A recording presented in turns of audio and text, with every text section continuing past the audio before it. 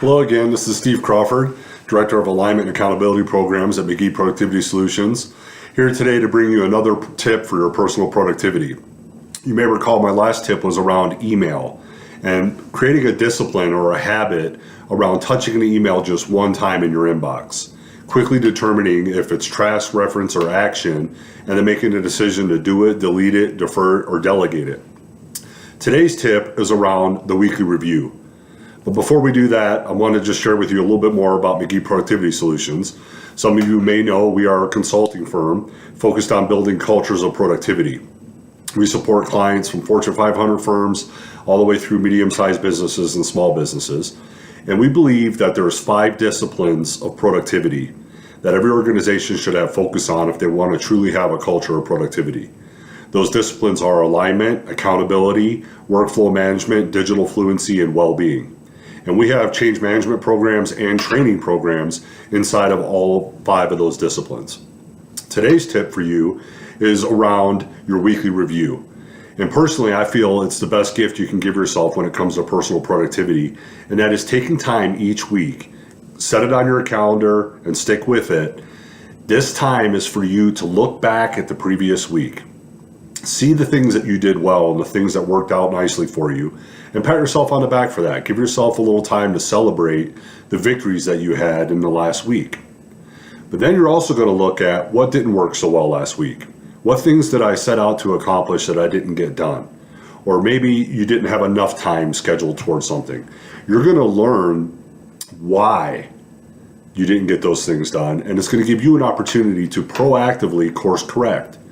So if you look back and you say, you see on your calendar that you meant to complete a certain project and it didn't get done, when you ask yourself why, you can get down to the root cause and then do something about it. So for example, if you just didn't book enough time for it, you know going forward you need to schedule more time for working on projects like that.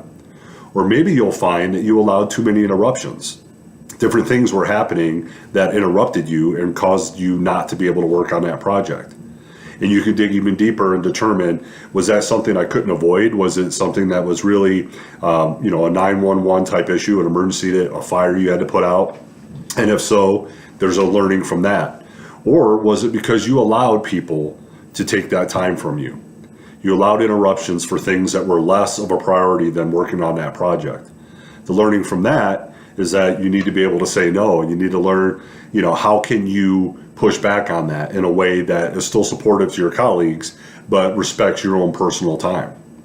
In the previous example where, maybe you had not enough time scheduled and you're learning to schedule more time, you might also have things that were items you couldn't avoid. Those are things that you're the boss and you have to take care of it. Fine, you can learn from that. And then when you're doing the next part of your weekly review, which is setting your baseline calendar for the next week, you're learning week over week that you have these type of urgent issues that come up on a regular basis. You can start to plan for that. So while you're carving out time on your calendar to work on projects and to work on your tasks and all these different initiatives that you have going on, you will know that you have to put in an hour or 2 of time on your calendar to plan for those unexpected events. And then you fill in the rest of your calendar. Now I know you're thinking, well, I don't know when those events are going to happen. That's okay. What we're doing here is we're accounting for that time. Then what happens is when you come in, say on Monday, and you're working on a project and one of those urgent items come up, what you can do then is drag that hold for the urgent items that you had on your calendar over to today when it's really happening. And then that project time that you had scheduled, you move into that place you just vacated. The difference is last week you lost that time. This week you didn't. You just renegotiated when you were going to do it. There's lots of benefits to the weekly review, and we go very deep into it in our Take Back Your Life program for groups and also in our one-on-one programs for leaders. But one of the other benefits that I can share with you right now is doing the weekly review also gives you your strategic planning time. You're going to look at the goals you have set for the year, and you're going to look at all the projects that you have. And you're going to be able to look at that and say, how am I tracking on these projects? Is there more time I need to start carving out soon here, or am I on track? And keeping those things visible, those goals and those projects, and revisiting them every week during your weekly review is going to keep you on track for those things.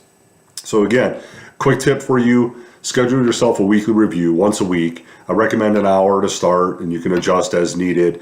And again, feel free to reach out if you want some more tips on how to do an effective weekly review, or check us out online at www.mcgeepro.com.